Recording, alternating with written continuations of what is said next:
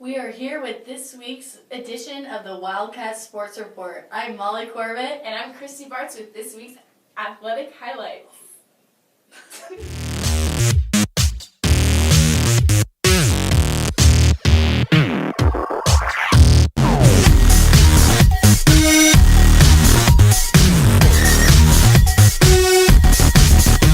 Let's get started with girls tennis, who took on a tough opponent last Tuesday. Hey Molly, aren't you on the tennis team? You know what? I am. What's it like being on the tennis team? Why don't we check out some highlights? That's really hard. It was a cold and blustery day at Gateway Middle School on Tuesday as the girls took on Lakewood. Here's Amcam and Hannah Van Hollebeck in a doubles match. Hannah is working the baseline here with a beautiful ground stroke. Going to force Lakewood into a lob that goes long, and they will win their point in both of their sets. Lauren Braswell here, beautiful backhand. She comes into the net and forces the error. Lauren would win her set as well, leading the Wildcats to victory. The match of the day was Mad Dog. These guys went back and forth, ground stroke after ground stroke. Eventually Mad Dog's going to win this point. The Cats were victorious 6-1 over Lakewood on Tuesday in a great match at Gateway Middle School.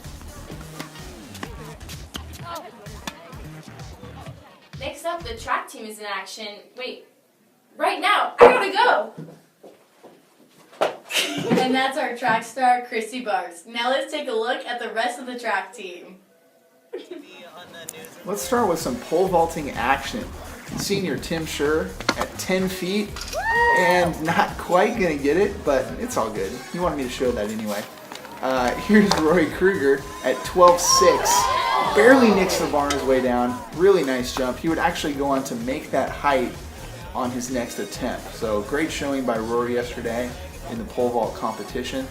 Here's some high jump action. Riley Kruger with the Fosbury flop, coming over that bar backwards. Beautiful form. And Jamie Simbulik showing off those same ups we saw on the volleyball court. Nice. Huge vertical. Nice showing. Cats are going to win the high jump. Here's C-Swag in the javelin throw. Throwing the javelin over 100 feet to the 30-yard mark there. Impressive by Charlie.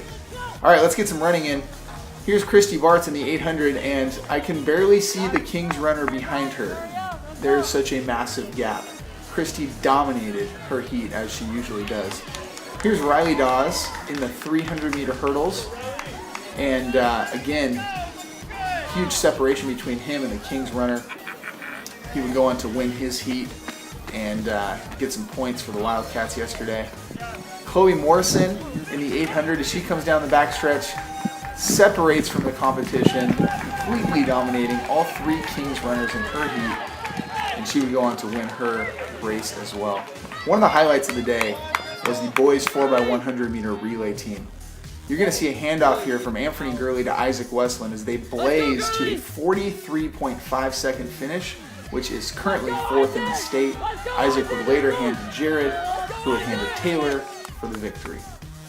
Now let's check out this commercial from the DECA class. Every day, guys at Murphy get denied by a girl.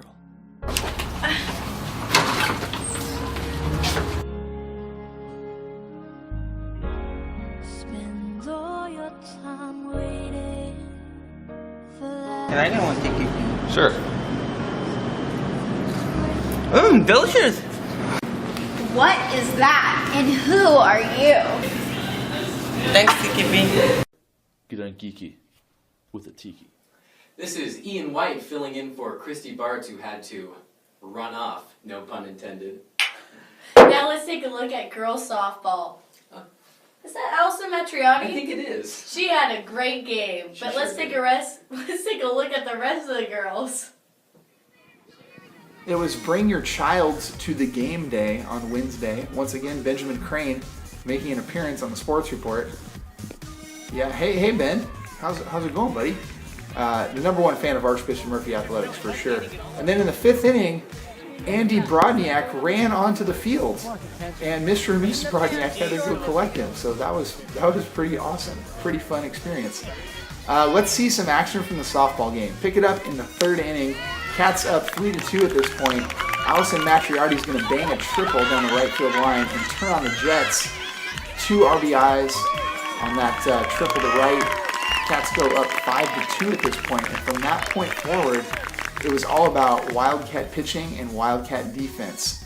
Bailey Robertson on the mound with 2 outs, forces a fly ball to center to end the inning, and then once again, with Cedar Crest threatening a runner on second base, forces another fly ball.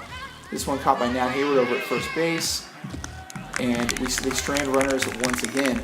Then in the last, this was the play of the game right here. 2 runners on base, Cedar Crest threatening, ground ball to Megan Elbrecht, cuts down the runner at home plate, throwing to Allison Matriardi, and the Cats preserve the victory. The boys lacrosse team played against Stanwood on Tuesday night, and boy, look at that weather. It's so rainy. I think I might need to put on a second jacket. And as Ian warms up in this cold weather, that is the finishing of our sports report. Tune in next week.